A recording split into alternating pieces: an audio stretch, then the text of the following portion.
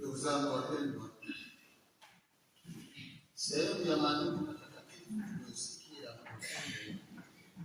kutoka Matendo ya Mitume na Injili ya Mtakatifu Yohane yanatoa maana na faraja kubwa kwa maziko ya mtawa ambaye amefariki Jumamosi jioni ya Oktoba ya Pasaka, hasa kwa namna yanavyoweka mkazo na makini katika ushuhuda kwa Kristo kufufuka, utii kwa Mungu, zawadi ya Roho Mtakatifu, imani katika Mwana wa Mungu na ahadi ya uzima wa milele baada ya maisha haya ya wito na utume.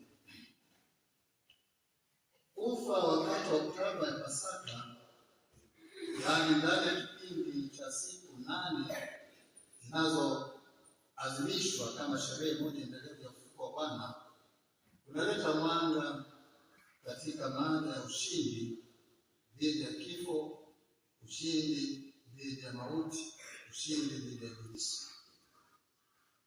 Somo la kwanza linaendelea kuonyesha mitume wakiendelea kuutangaza waziwazi na bila woga ufufuko wa Yesu mbele wazee wa baraza na makuhani, wakikazia wito wao wa kuwa mashahidi wa ufufuko wa Yesu, wito ambao unaenda sambamba na utii kwa Mungu dhidi ya utii kwa mamlaka za kibinadamu, lakini pia wakisindikizwa na Roho Mtakatifu.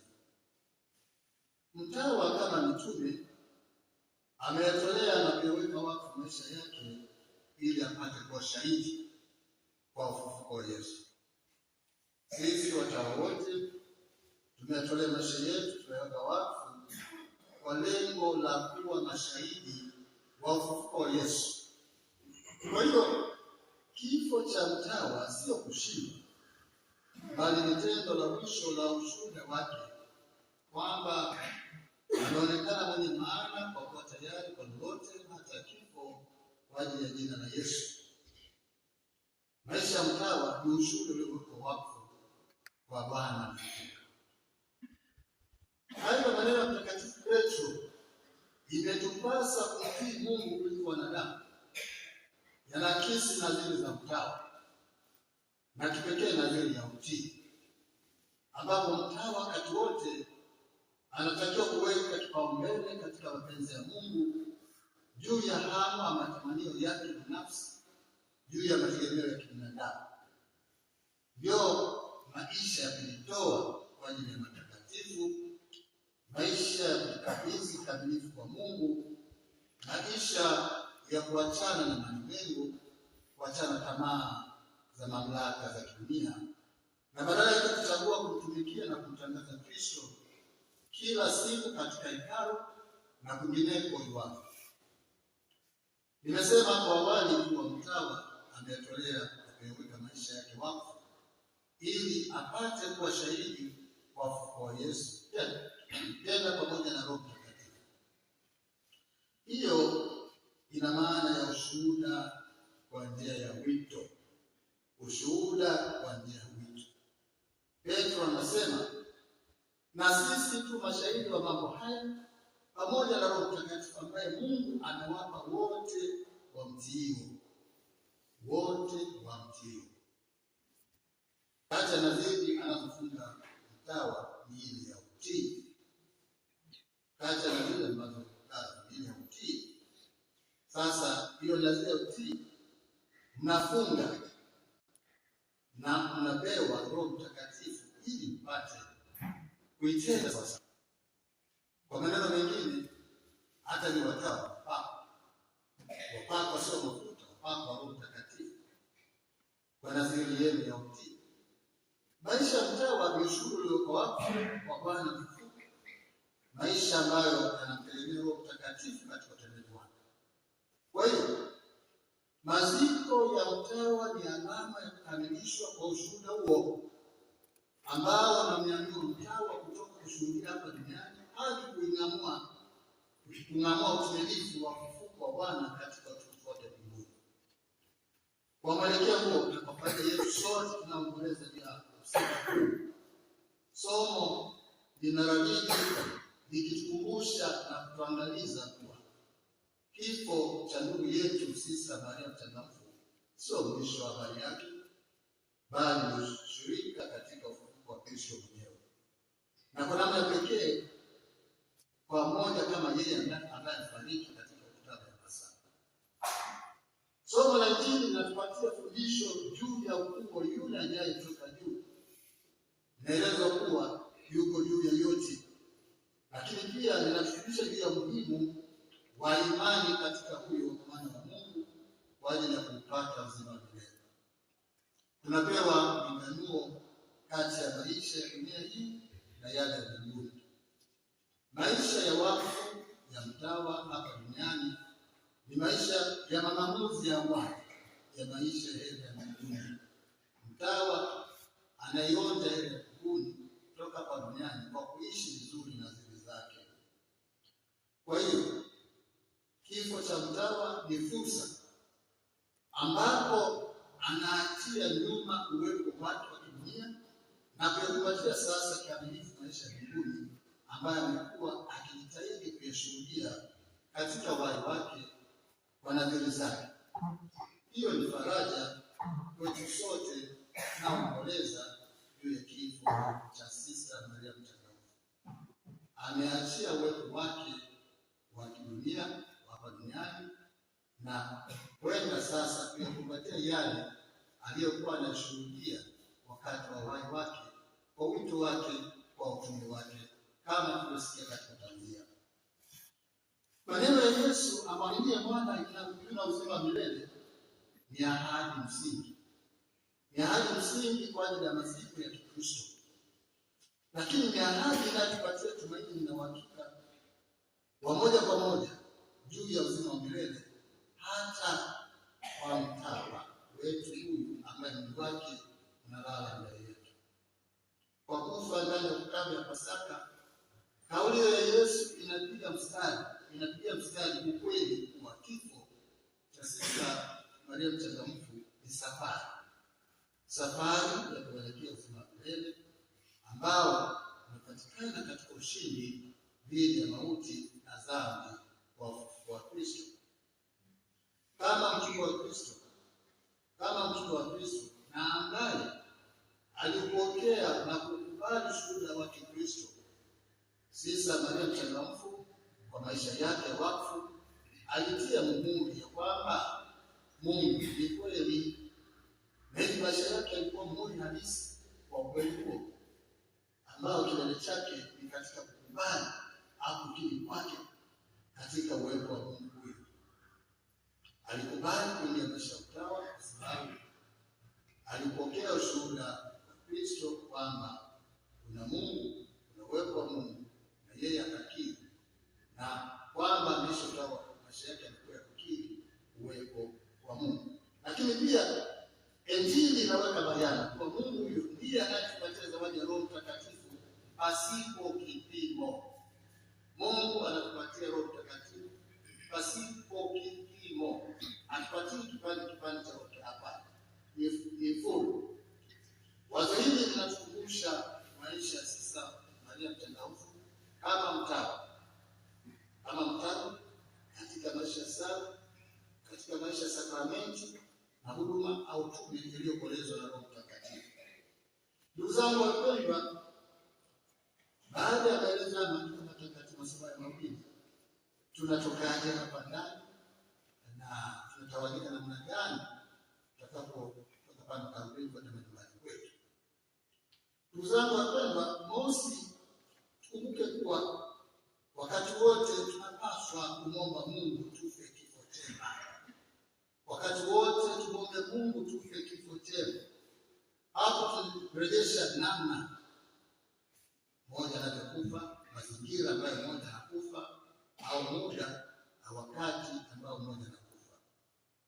Kifo chema ni pamoja na kifikie kilele cha furaha ya Pasaka. Oktavi ya Pasaka ni kipindi cha sherehe nzito za furaha na shangwe ya Pasaka ambapo kila siku inachukua hadhi ya Jumapili.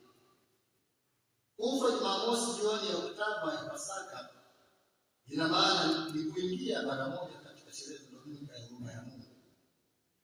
Mama anafariki Jumamosi jioni, moja kwa moja tumeshaanza siku ya Dominika au ibada au liturujia ya Dominika ya huruma ya Mungu. Hivyo alivyofikwa na kifo ndugu yetu Sista Maria Mchangamfu ni bahati iliyoje, ni bahati kubwa kufa na mara moja kuingia katika sherehe za huruma ya Mwenyezi Mungu.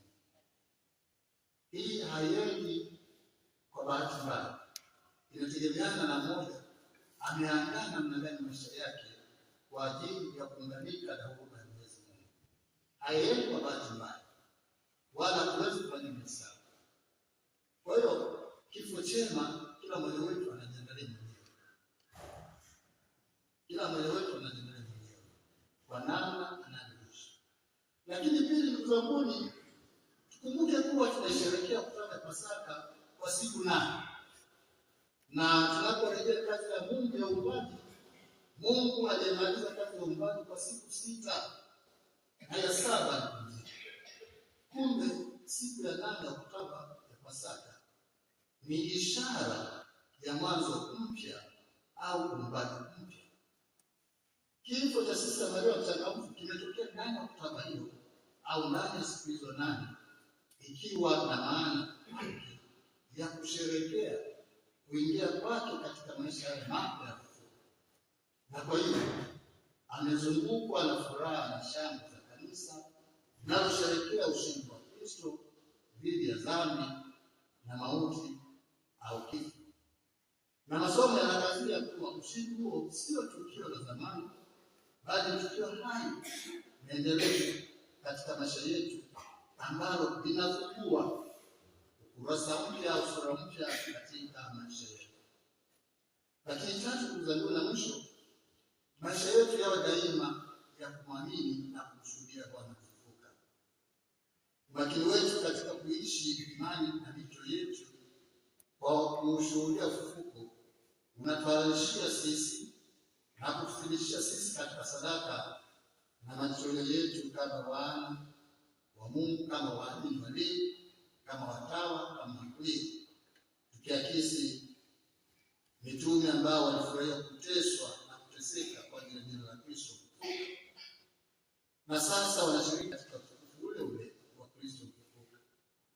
Ndicho tunachomwombea leo na siku zijazo ndugu yetu Sista Maria Mchangamfu, ambaye kwa wito na utume wake alichangamsha na kufurahisha dunia yake na kote alipokuwa kwa kuwajaza mafundisho ya Yesu.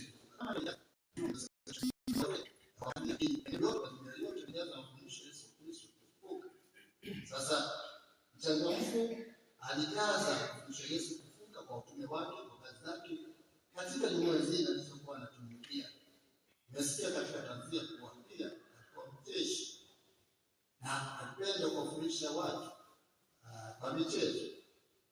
Kwa wale wanaofahamu sasa Mchangamfu, muona usingetegemea kwamba ingie kwenye mchezo alafu afurahisha watu, lakini Mungu kamjalia karama.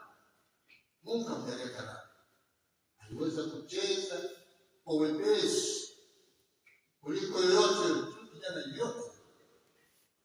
Tutakumbuka watawa wakati unapokea wageni wenu akina Fuchs wa Uswisi, jinsi alivyotikisika mama Mchangamfu, tikisika karibu tena farakasi kumpokea vijana amtambua unafariki umena. Mchangamfu alichezelea kweli, na alikuwa na uwezo wa kucheza kuliko nyinyi mnajisikia tuko nice na nini. Yeye alikuwa kwa kuonekana alionekana mzito, lakini alikuwa anaweza kucheza kigwama kiota anapiga kwa ajili ya kufurahisha. Na sisi mapadri wetu tunawapa, tumekula fadhila zake. Amekaa seminarini miongo miwili, wala mimi sikuwa nimefika seminari kuwa imetoka baadaye amerudi, lakini wengi wetu